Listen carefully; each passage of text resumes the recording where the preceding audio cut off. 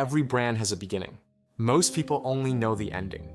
Kentucky Fried Chicken did not begin with buckets, slogans, or global franchises. It began with a man who failed repeatedly. KFC traces its origin to Colonel Harland Sanders, a man whose early life was unstable long before it was successful. Sanders was born in 1890 in rural Indiana. His father died when he was young, and by age 7, he was cooking for his family. By his teenage years, he was working various jobs: farmhand, streetcar conductor, railroad fireman. He was fired more than once. He left school early. He joined the army underage. He sold insurance and lost a job after a dispute with a supervisor. Nothing about his early life suggested a future corporate legend. In the 1930s, during the Great Depression, Sanders operated a service station in Corbin, Kentucky. There was no restaurant at first. He cooked meals for travelers in his own living quarters. Fried chicken was not his first product. It became his signature because it was reliable, affordable, and consistently popular. As traffic increased, he opened a small dining room across the street. By the mid-1930s, he had developed a seasoning blend of herbs and spices, a combination that would later become closely guarded. But traditional fried chicken was slow. It could take nearly 30 minutes. Sanders began using pressure cookers, typically used for vegetables, to reduce cooking time while keeping the chicken moist. This adaptation allowed him to compete with faster roadside diners. The restaurant's reputation grew. In 1935, Kentucky's governor granted him the honorary title Colonel for his contributions to state cuisine. Then the highway moved. In the 1950s, a new interstate bypassed Corbin, Kentucky. Traffic declined sharply. Sanders' restaurant lost customers. Eventually, it failed. He was in his 60s. Most people would have stopped. Instead, Sanders took his pressure cooker and seasoning blend on the road. He traveled across the country, often sleeping in his car, pitching his chicken recipe to restaurant owners. He offered a simple arrangement: use his recipe and pay a small royalty per chicken sold. Many rejected him. Eventually, a few agreed. By the early 1960s, hundreds of franchises were selling his chicken. In 1964, Sanders sold the company to a group of investors for $2 million, though he remained the public face of the brand. KFC expanded rapidly, sometimes faster than it could maintain consistency. Over the decades, ownership changed hands multiple times. The company became part of a global fast food empire.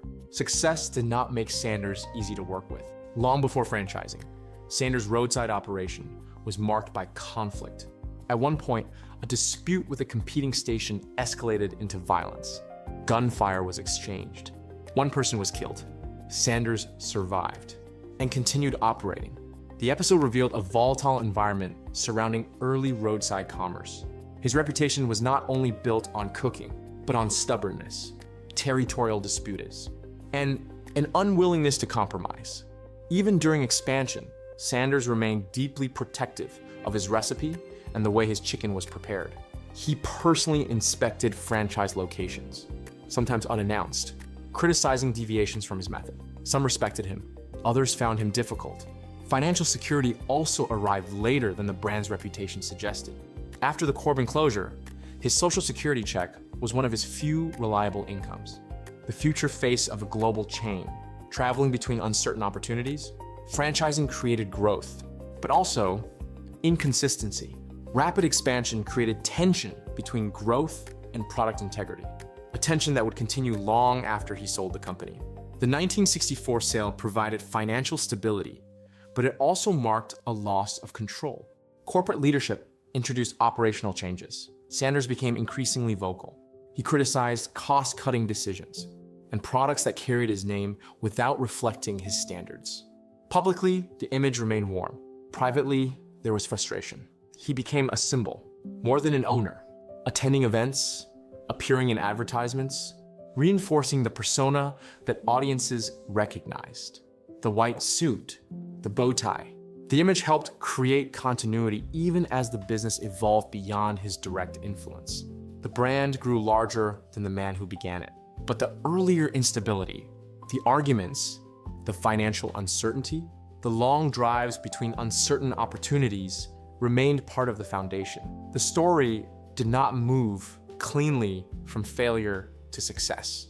It moved through improvisation, conflict, adaptation, and persistence that was often uncomfortable rather than inspiring. Today, KFC operates in more than 100 countries.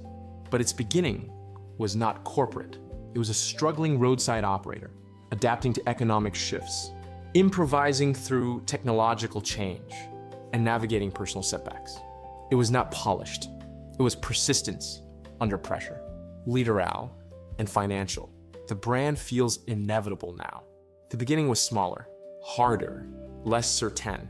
That is how it all began before the brand.